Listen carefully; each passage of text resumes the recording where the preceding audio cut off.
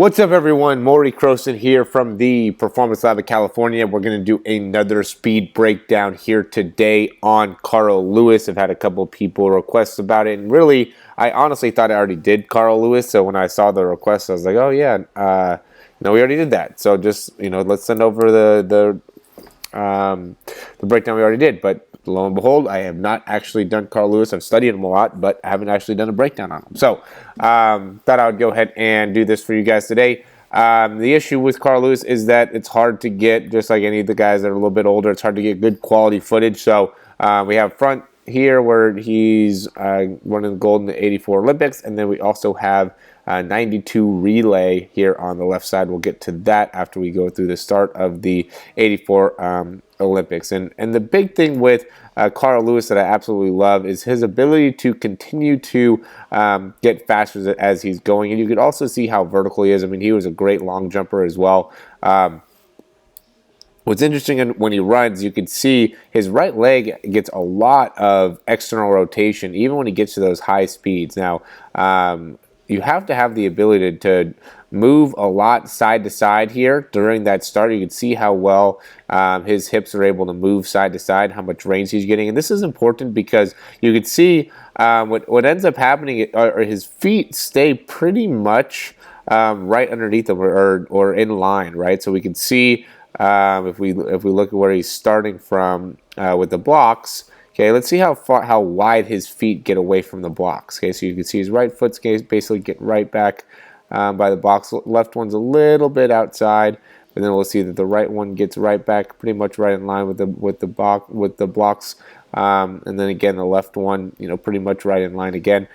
Point being is that the feet are not getting too wide as he's going, right? But he has such long legs, so it's such a great ability to be able to accelerate, but not get his feet too wide, right? He has so much movement going on in his hips, but really his feet are staying pretty much underneath him. And a lot of times when I see people start, they end up widening their feet right away, which is just going to make you inefficient, right? You want to be able to get your feet down quick and also be able to add length. But if you start adding length and increase your the width as well, then it's not really helping you out too much. Okay, so you have to have plenty of mobility to be able to move side to side in your hips. And now we can see when he's getting up to that top end speed, how his left leg is pretty good at cycling through. His right leg, he kind of gets into a good amount of hip rotation, where his right hip goes pretty far back, left hip comes pretty far forward, and then when he switches to the other side, gets pretty much back to even. I mean, yeah, his left hip gets a little bit back there,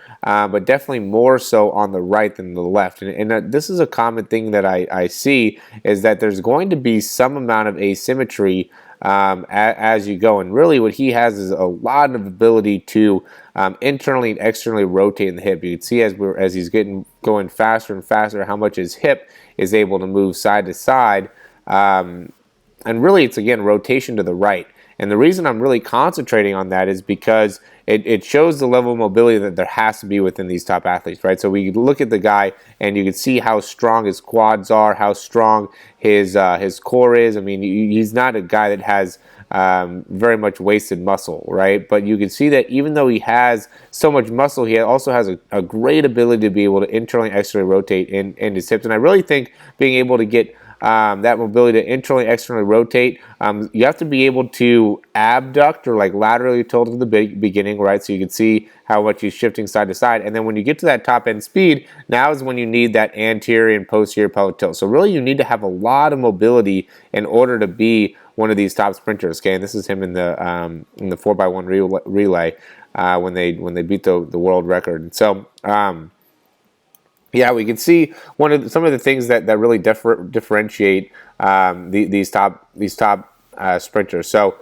notice too, when he's going back, when he's really doing a good job of driving that right arm specifically, his right arm and left leg are very, very efficient, right? He's really driving down there. And again, I mean, you can see some of the asymmetries that are happening in him. So when he's driving his right arm forward, you can see he brings himself and he's pretty much up to even with his shoulders. But then when he goes and he gets the left arm through, we can see that the left shoulder is a little bit higher than the right shoulder, and there's a little bit of an asymmetry there as well, okay? And now we go to the other side. Now you can see pretty much even. You can also see that when he brings that left arm through, he's a little bit more kind of coming across with his body, right? When his right arm, he doesn't come as high, and he keeps that hand a little bit more out to the side. And then from there, he just pulls straight kind of back or slightly off to the side, okay? So I love being able to really slow this down, really seeing, how these guys are working, right? So you can see his left arm comes closer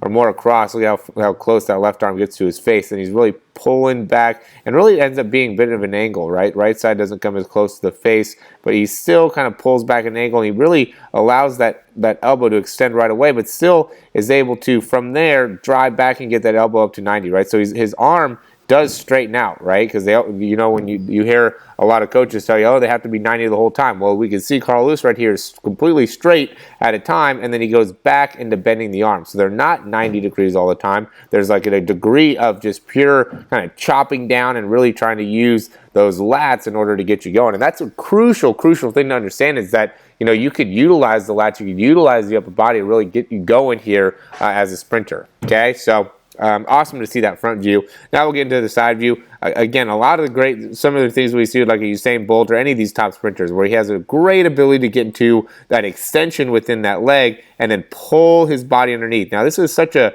crucial part of being able to create force. But now, what I'm seeing is that a lot of guys are starting to get this concept of being able to drive that knee up, get that extension, try to pull yourself back. The issue now is that when you push off, you got to push yourself up vertical, right? So notice how his hip height isn't dropping from one side to the other. That's what I'm starting to see, is that a lot of guys are like head or their hip height is dropping. Notice how his hip height is staying the same. It's staying on the same line all the way through. He's not losing any height as he's running, right? And the ability to do that really comes a lot off of the ability to push off the ground. You have to be able to push vertically and maximize the ability to continue that vertical press. And now once you start to go up and down with those hips, now you're creating more work that your body has to go through in order to achieve the same capabilities, or it basically makes you slower, right? It makes it so you have to work harder to in each one of your steps, right? If your hips are lowering down,